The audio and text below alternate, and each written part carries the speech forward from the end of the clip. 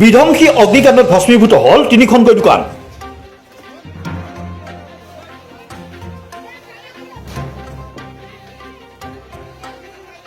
গোলোকগঞ্জৰ কালডুবা বজাৰত সংঘটিত হৈছে এই ভয়াৱহ অগ্নিকাণ্ড।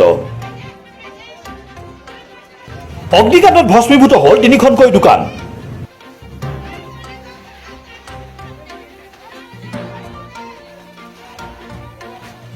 এই অগ্নিকাণ্ডত কেইবা লাখ টকাৰ সম্পত্তিৰ ক্ষতিসাধন হৈছে।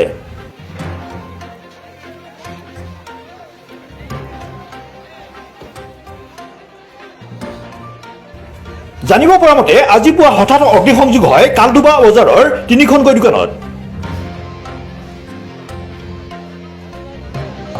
ফলত আব্দুল চিৰাজুল চৰকাৰ, জিতেন বসাক আৰু সুনীল ৰায়ৰ দোকান দাও দাওকৈ জ্বলি উঠে।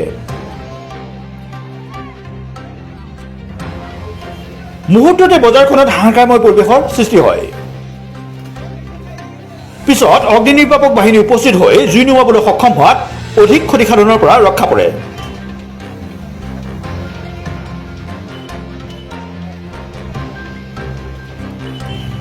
অৱশ্যে অগ্নিকাণ্ড কেনেকৈ সংঘটিত হ'ল সেয়া এতিয়াও ৰহস্যৰ আৱৰ্তত আছে।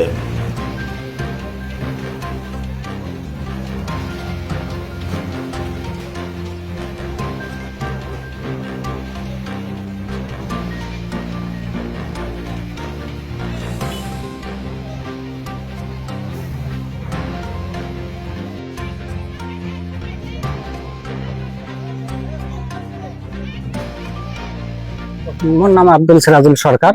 মোৰ ঘৰ কালডুবা বজাৰতে। মই ৰাতিপুৱা খবৰটো পালো যে দোকানত আগুন লাগিছে। ইয়াত আহিলো, তাৰপিছত দেখিলো যে একো উলিয়াব পৰা অৱস্থাত নাই।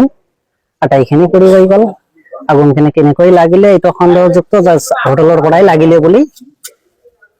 এইখিনি বহুত টকাৰ মাল আছিলে, 25 পৰা 30 লাখ মান টকাৰ মাল আছিলে।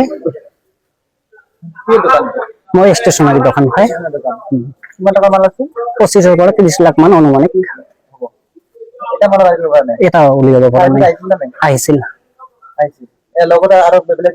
বেলেগ এটা ফুড গৈছে আৰু এখন হোটেল গৈছে।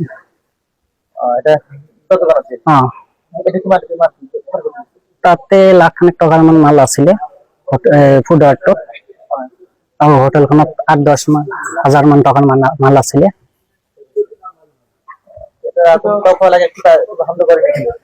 সন্দেহ কৰি হোটেলৰ পৰা লগা বুলি সন্দেহ হয়।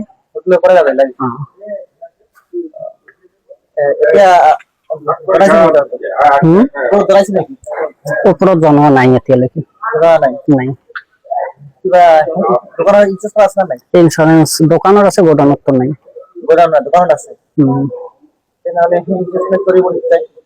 মই অলপ চিন্তা কৰি চাওঁ কি কৰা যায়। ভিডিঅ' জাৰ্নেলিষ্ট সুজয় বৰ্মনৰ সহযোগত ষ্টাফ ৰিপৰ্টাৰ কৌশিক দে ৰিপৰ্ট, ইউনিভাৰ্চেল নিউজ।